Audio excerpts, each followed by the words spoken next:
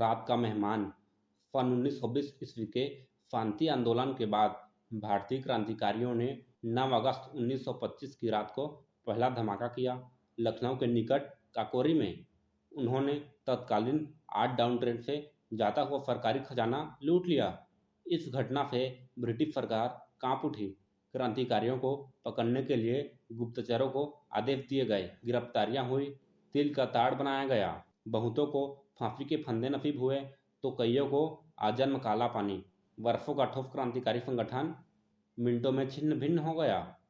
एक के बाद दूसरा क्रांतिकारी ब्रिटिश गुप्तचर विभाग की नजरों का शिकार होता ही गया, किंतु उनके सेनापति चंद्रशेखर आजाद फरारी की हालत में भी ब्रिटिश सत्ता से डट कर लोहा ले रहे थे। उन्हीं दिनों की बात है, फरवरी सन 1930 का प्रथम सप्ताह। जाड़ा अपने अंतिम जोश में था। बारिश तेज थी। रात 10 बजे लखनऊ चारबाग स्टेशन पर यात्रियों से अधिक तो पुलिस वाले ही थे, लेकिन 4-6 वर्दीधारी ही दिखाई दे रहे थे। बाकी सब सादे लिबास में थे। ठीक 10:15 बजे देहरादून एक्सप्रेस प्लेटफार्म नंबर 1 पर आकर रुकी। मुखबिर ने सूचना दी थी कि आजाद इसी गाड़ी से बनारस जाएंगे। उन्हें बीच में ही धर दबोचने के इरादे से पुलिस वालों ने गाड़ी का एक एक डिब्बा छान मारा, लेकिन चंद्रशेखर आजाद का पता न चला। गाड़ी छूटने से थोड़ी देर पहले एक गुप्तचर दौड़ता हुआ पुलिस अफसर के पास आया और हाँफते हुए बोला कि आजाद तो एक साहब बहादुर के वेश में बाहर निकल गए। इंस्पेक्टर के चौंकने पर उसने गेट से लाया प्रथम श्रेणी का टिकट भी उनके आगे बढ़ा दिया, जो देहरादून से बनारस तक का था। पुलिस को चकमा देने के इरादे से आजाद बीच में उतर पड़े थे। टिकट के पीछे लिखा था, मुझे जीवित पकड़ना असंभव है। अब तो अफसर को कांटो तो खून नहीं। फौरन सबको इकट्ठा करके आजाद का पीछा करने की ठानी। हाथ में टैंची लिए आजाद खर्रामा खर्रामा चलकर लाटू रोड पर आए। तभी उन्होंने पीछे मुड़कर देखा, पुलिस के बहुत से जवान दौड़ते हुए उसी ओर आ रहे थे। बापमंडी चौराहे में वे तुरंत लाल कुएं की ओर मुड़े, चलने की रफ्तार और तेज कर दी। फिर विलेट रोड पर आते आते एक संकरी गली में मुड़े। 3-4 मकान छोड़कर सहसा उनके हाथ की धमकियां दाहिनी ओर के दरवाजे पर पड़ने लगी। क्षण भर में एक बुढ़िया ने कुंडी खोलते हुए पूछा, कौन? बहुत भीग गया हूँ, बारिश थमने तक शरण चाहता हूँ। टिमटिमाते हुए दिए की रोशनी आजाद के चेहरे पर पड़ी। अंदर आ जाओ बेटा कहकर बुढ़िया ने दरवाजा खोल दिया। मकान में दाखिल होते ही आजाद ने झट कुंडी बंद कर दी। फिर आंगन पार करके दोनों अंदर आए। तख्त पर बैठने का इशारा करके बुढ़िया ने दिया वहीं दीवार पर रख दिया और कमरे से धोती निकाली। धोती जनानी थी। देखते ही उन्हें हंसी आ गई। बिटिया की है, घर में कोई मर्द तो है नहीं, बुढ़िया ने कहा। आजाद चुप रहे, केवल तौलिया ही इस्तेमाल में लाए। क्या नाम है तुम्हारा? बुढ़िया ने बड़े इफ़ने से पूछा।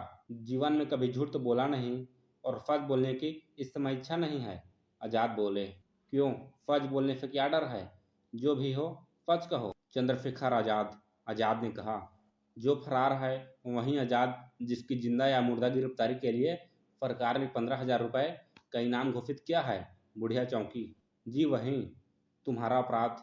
देशभक्ति।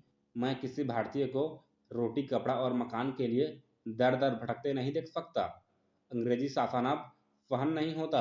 भारत माँ के पैरों में पड़ी बेड़ियों को तोड़ने का संकल्प लिया है मैंने। बस यही अपराध है, आजाद आवेश में कहते गए।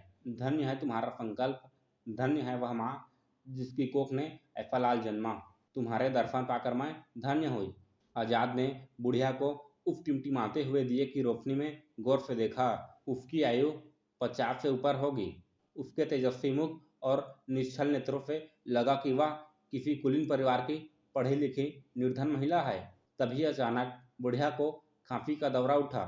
ऊपर कमरे में से निकलकर कोई तेजी से जीने की ओर लपका। आजाद वहीं कोने में छिप गए। वह बुढ़िया की इकलौती बेटी कल्पना थी। ऊपर कमरे में बैठी पड़ रही थी। माँ को उठा दौरा सुनकर तुरंत भागी भागी नीचे आई और उसकी पीठ फहलाने लगी। फिर कटोरी में 2 घुट पानी पीने के लिए दिया। स्वस्थ होकर बुढ़िया भौचक्की से इधर उधर देखने लगी। लड़की सहम गई। पूछा, क्या है माँ? किसे देख रही हो? वह कहाँ गया जो अभी मुझसे बातें कर रहा था? कल्पना ने आजाद की ओर देखा और माँ से पूछा, ये कौन है माँ? रात का मेहमान बड़ा योग्य और समझदार व्यक्ति है। योग्य और समझदार हूँ तभी तो सारे दिन से भूखा हूँ। आजाद ने फहद भाव से कहा, अरे बेटी, मैं तो भूल ही गई, इन्हें कुछ खिलाओ पिलाओ।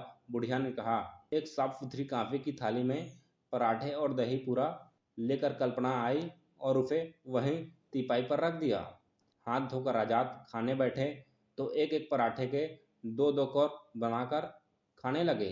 कल्पना को हंसी आ गई। भूख में ऐसा ही होता है। तुम कभी भूखी रही हो? आजाद ने पूछा। हमारे लिए भूखे रहना कोई नई बात नहीं है। वैसे आधे पेट तो अक्सर ही रहते हैं। फिर भी रात 12-12 बजे तक पढ़ना। परीक्षा निकट है। किस परीक्षा में पढ़ती हो? एमए द्वितीय वर्ष में। क्या विषय है तुम्हारा? संस्कृत। शाबाश, संस्कृत पढ़ती हो तभी तो आधे पेट रहती हो। खाना खाने के बाद आजाद ने 2 लोटे ठंडा जल पिया। कल्पना ऊपर पढ़ने चली गई। बुढ़िया ने बताया कि कल्पना 20 रुपए मासिक की ट्यूशन करती है। उसी में किसी तरह गुजर बसर हो जाती है। उसकी शादी भी करनी है। लड़का तो है नजर में, लेकिन पैसे की समस्या मुंह बाए खड़ी है। वातावरण में कुछ उदासी सी छा गई। तभी जीपीओ की घड़ी ने टन टन करके रात के 2 बजाए। आजाद ने जाना चाहा। बुढ़िया ने कभी कभी मिलते रहने के लिए कहा। आजाद ने फिर आने का वचन दिया और कल्पना को बुलाने के लिए कहा। वह अभी तक पढ़ रही थी। माँ की आवाज सुनकर वह तुरंत नीचे आई और बोली, बाण भट्ट की कादंबरी पढ़ रही थी। बड़ी कठिन रचना है। संसार में कोई काम कठिन नहीं। मन लगाकर पढ़ो और प्रथम श्रेणी लाओ, यही मेरा आशीर्वाद है। आजाद ने कहा। आप सबके आशीर्वाद से प्रथम तो सदा आई हूँ, इस बार भी आ सकती हूँ। अच्छा तो ये लो अपने प्रथम आने का इनाम, कहकर आजाद ने ब्रीफकेस कल्पना के हाथों में थमा दिया और वे बुढ़िया को प्रणाम कर तुरंत वहां से चल दिए। कल्पना ने ब्रीफकेस खोला। उसमें भरे थे सैकड़ों रुपए के नोट, शायद कल्पना के विवाह के लिए। रुपए लेकर वृद्धा दरवाजे की ओर झपटी। आजाद जा चुके थे। बारिश ने और भी भयंकर रूप धारण कर लिया था। अंधेरे में ताकती वृद्धा न जाने क्या सोच रही थी।